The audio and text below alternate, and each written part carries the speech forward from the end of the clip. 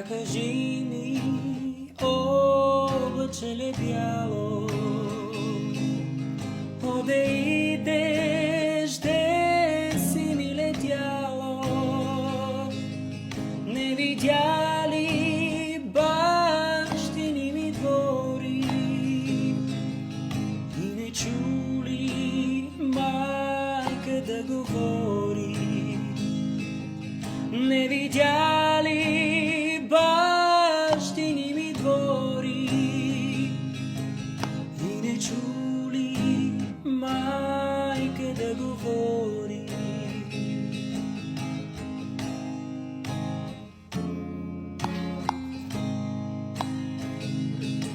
Що ли прави моето чедо мило с чужди хора, чужди хляб делило?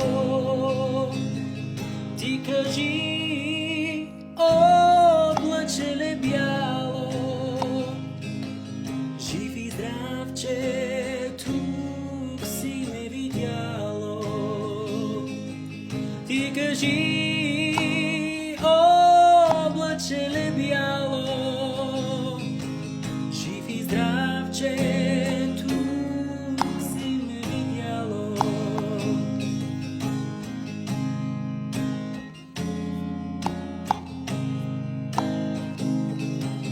И носи от мене много здраве, много мина, мъничко стана, наближава село да се върна, майка да прегърна, наближава село да се върна, майка да прегърна, да се върна, майка да прегърна.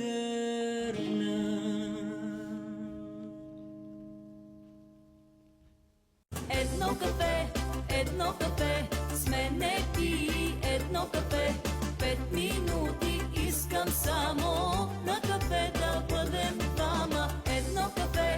Едно кафе, с мене ти. Бум так, прави ми сърцето. Бум так, с тебе заето. Охо, я гледай, комшийката пак награбила чантици. Едвам вари. Ми кой ти ма пари си угажда и ходи на магазина по 10 пъти на ден. Аз с моята малка пенсия няма как да напълня толкова с чанти. Един кремвирш и 2 хляба и айде те парите заминаха. Ма какво се чува така тропане-лопане, бе? Олей, тея вечорлики ще ми начупат доматито. Бе, деца маща ти оттам. Ще ми начупите доматито я. Ще изляза си на пръчка и ще видите ви. Няма да мирите ти тука топка я. Той да ни вие футболно игрище. Я да си полея аз цветята. Охо! Ма той Маруся ли там, бе? Кой го и тоя дядка с нея, бе? О, тя май се е залюбила тая. Остана вдовица сега и почна да обикаля по къщите. Я да бъра за соба на кичка да й кажа за новината. Тъмни сенки обесъние, скрили се под очите ми. Откривам се в бледо отражение на грешките допуснати преди. Изгубвам се отново в спомени с напразните надежди останали на хиляди парченца стъклени. В теб разбивам се. Късно е да казвам, че съжалявам за тебе вече, сякаш съм невидим. Късно е да мога лентата да върна за тебе вече, сякаш съм невидим. За тебе сякаш съм невидим, за тебе сякаш съм невидим. За тебе сякаш съм невидим. Айде, Саши, чао!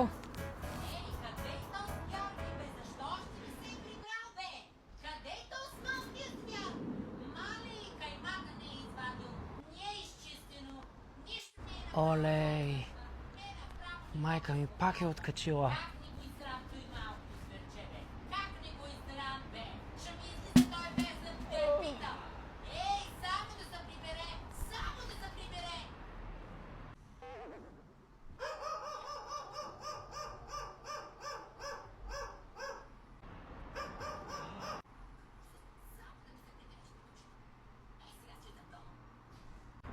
Ей, Сашко, яма чакай, аз ще изпратя до вас.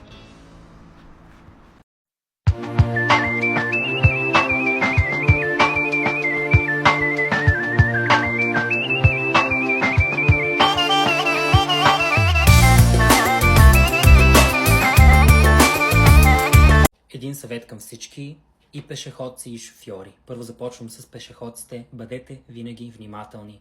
Бъдете на щрек, бъдете на 4 очи, когато пресичате, независимо дали на пешеходна пътека или не, дали на светофар. Винаги се оглеждайте, винаги имайте усет какво се случва около вас. Извадете се слушалките от ушите, спрете да си гледате в телефоните, пресичайте правилно, защото не се знае какъв човек стои зад волана на някой автомобил. Ако някой се нуждае от помощ да пресече, помогнете.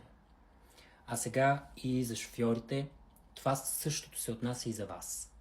Спрете да си мислите, че бързите скорости и бързите коли са мерило за мъжественост и за готиност.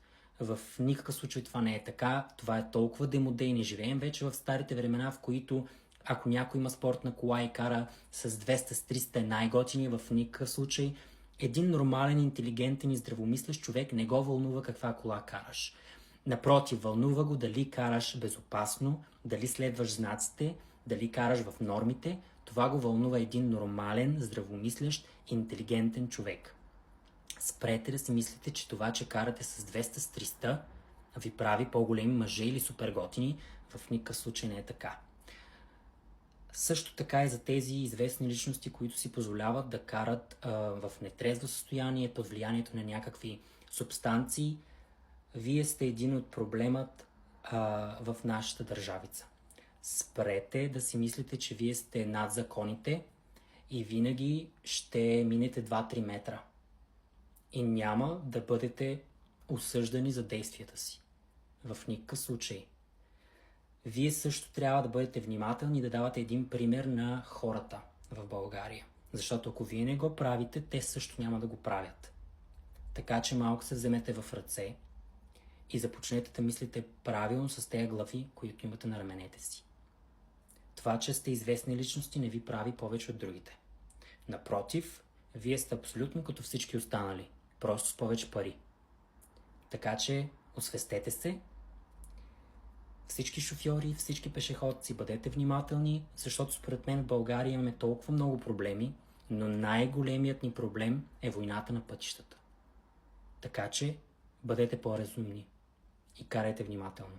Защо заминах да живея и работя в Англия? Това е един от най-често задаваните ми въпроси тук в социалните мрежи, затова днес реших малко да се отпусна и да поговоря за личният ми живот и да ви разкажа в едно кратко видео за това как се случиха нещата. Годината е 2018, тогава тъкмо завърших университет и тъй като аз съм от семейство, което не бе чак толкова заможно, финансово не бяхме чак толкова стабилно семейство. Всичките спестявания, които имах, отидоха за това да изкарам моето висше образование като помощник фармацевт и за жалост трябваше да изтегля и студентски кредит. След като завърших университета, просто разбрах, че това не е моето, не ми хареса, но не исках да го прекъсвам, а исках да го изкарам до край. Разбрах, че не е моето и просто исках някакси да стъпя бързо на земята финансово. Имам предвид да се оправя финансово. Затова аз и част от моите роднини решихме да заминем за чужбина. Те да се оправят финансово, аз да се оправя финансово, да си стъпиме здраво на краката.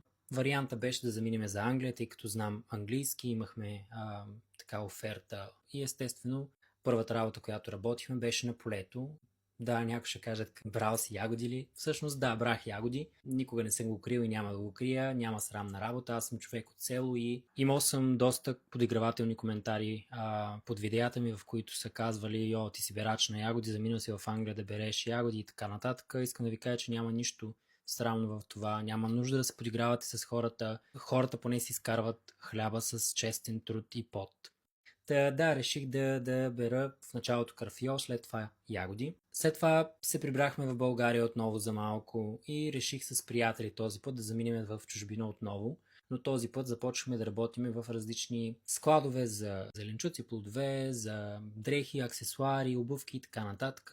Но дойде COVID и ме съкратиха от работа и отново бях в самото начало. Но, слава на Бога, тук в Англия ми помогнаха по проект да успея да намеря работа, която и до ден днешен работя. Направиха ми едно хубаво резюме, CV, в което обясних, че искам да се занимавам с нещо социални мрежи, защото тогава тъкмо бях започнал да се занимавам и с това, което в момента виждате. И може би до някаква степен вие ми помогнахте непряко да си намеря тази работа, която в момента си работя като менеджер на социални мрежи и маркетинг за една нестопанска организация в Англия. Това е като цяло. Заминах за чужбина да работя и да живея заради финансови проблеми. Благодаря ви, че гледахте, за тези, които са останали до края. Ако искате да виждате такива видеа, в които разказвам за живота си, кажете, напишете в коментарите. Ще се радвам да ви разкажа малко повече за мен.